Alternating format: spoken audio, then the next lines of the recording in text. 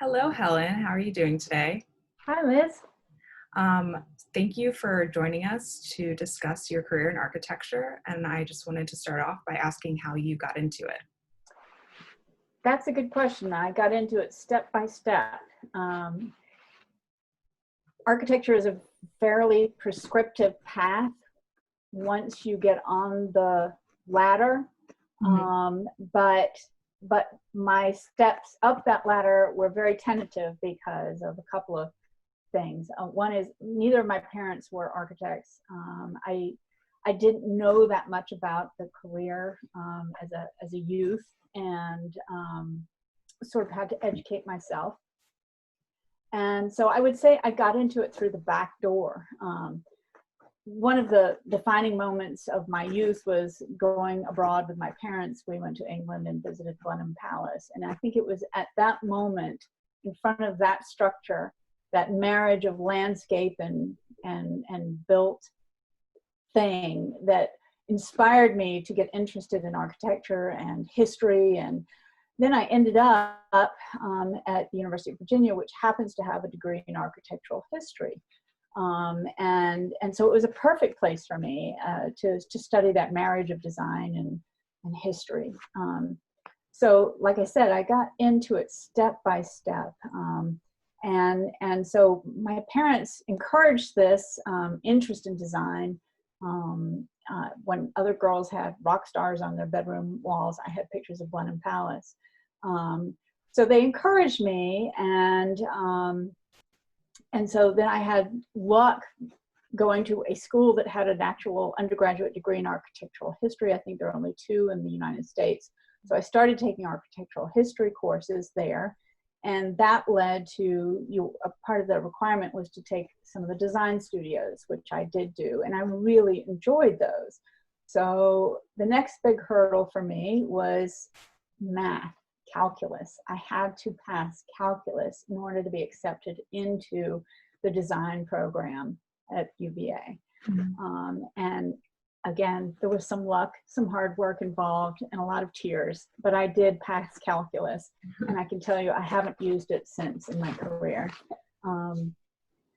The other thing that really helped me along this path were mentors. And even though my parents really couldn't help me get on this ladder, they did put me in front of people who could help me. My mother introduced me to Linda Michael, a friend of hers from Alexandria, who actually was the first and for a long time the only woman to graduate from UVA in architecture. That was incredibly important because all the other role models pretty much I looked to were men. I think it is important to have a mentor who looks like you when you're entering a career. It really did encourage me. Another was a classmate of mine. His father was an architect, and he mentored me. Years after I passed calculus, I was joking with him about having this high hurdle to overcome, and he said, "Oh, I could have told you that as an architect, all you really need is to be able to add feet and inches and dollars and cents." And it was that kind of humor and encouragement that made me think I could go forward in the career. So after I graduated from UVA, the next step is an apprenticeship, which is something that every architect has to do. It's at least 3 years. In order to shorten the time for the apprenticeship, I ended up going to the University of Maryland for graduate school for 2 years. And my father was really supportive in this. He wanted me to get licensed. He said he thought that would be incredibly important for me one day, and I think he was absolutely right.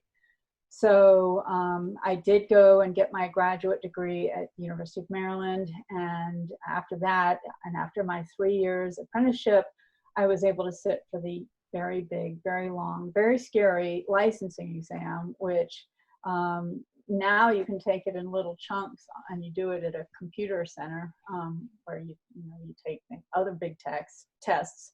But back in the day, it was a week-long test with a day-long 12-hour design charrette where you had to you were given a program and you had to have a design of a building at the end of the day to show for it. And then it had to go before a jury, and you were either passed or you were allowed to take the exam again. Mm-hmm. So it's a very linear process to get into architecture and become an architect. A lot of people go through the design programs at schools and then branch off into other things. Art is one. I had another friend who became a developer.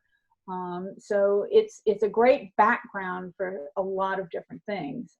But you know, if you want to be the architect, you do have this very prescriptive path.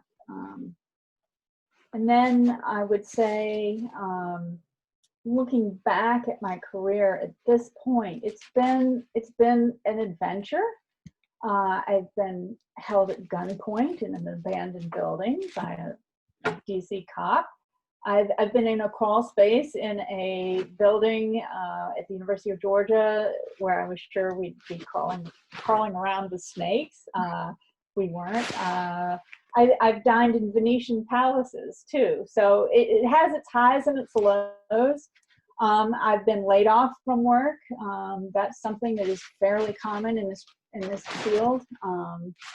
That was in 2008 when a lot of us lost jobs. I was working for a very high-end residential architect, and all 4 of his jobs dried up overnight. So it's been good, it's been bad, it's been hard work, and there have been highs, lows.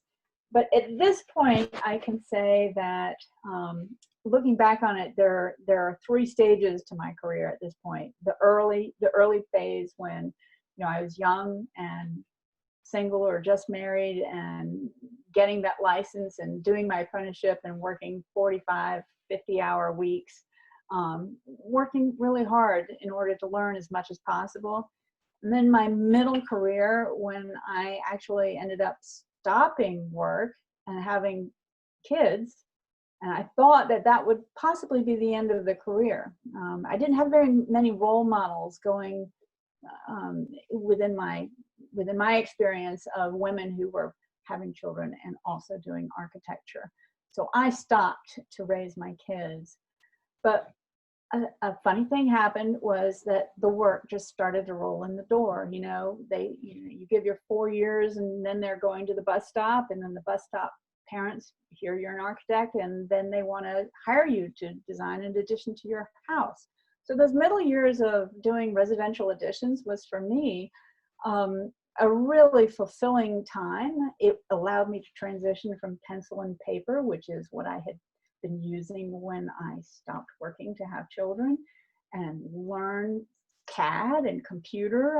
You know, that was something that I could teach myself on my own time without the pressure of being in an office setting, which is a really big hurdle. Again, I keep talking about these hurdles and obstacles, but when you leave your career and your next opportunity to get back into it is transformed completely, it is a hurdle. But it was also one of the most rewarding and parts of the career.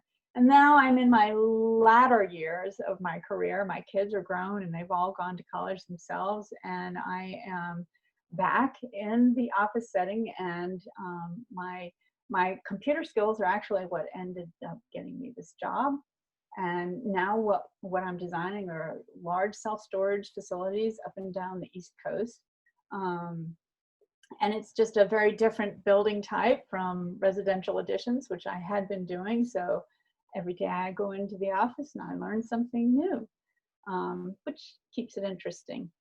So at the end, conclusion, I would say for this career, you have to be flexible. You have to work really hard. You learn something new every day, and you have to plan for the days when things aren't going well and you might get laid off, because that's truly a fairly common experience in architecture. So you talked a lot about hurdles that you faced during your career. What were resources that you used to overcome those hurdles, support systems? I'm glad you asked. One of the things that I did once I had left an office setting and gone out on my own, although I really thought I was going to be raising kids. I didn't realize that I would also be doing architecture and have that opportunity. It was really a wonderful thing. I joined the AIA, the American Institute for Architects, and they have subgroups, and they have classes. One of the things you have to do to keep and maintain your license is continuing education units.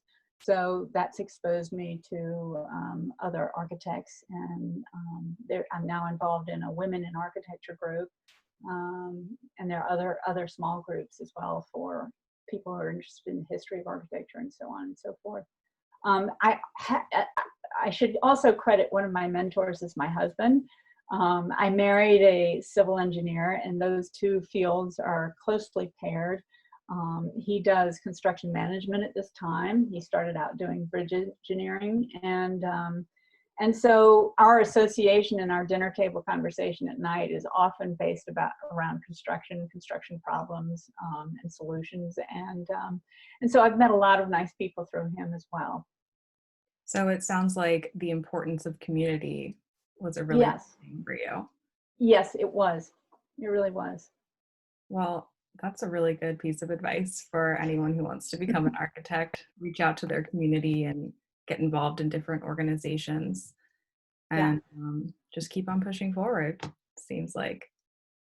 Well, thank you so much, Helen. We love to hear from you, and I'll talk to you later. Thank Thanks, Liz.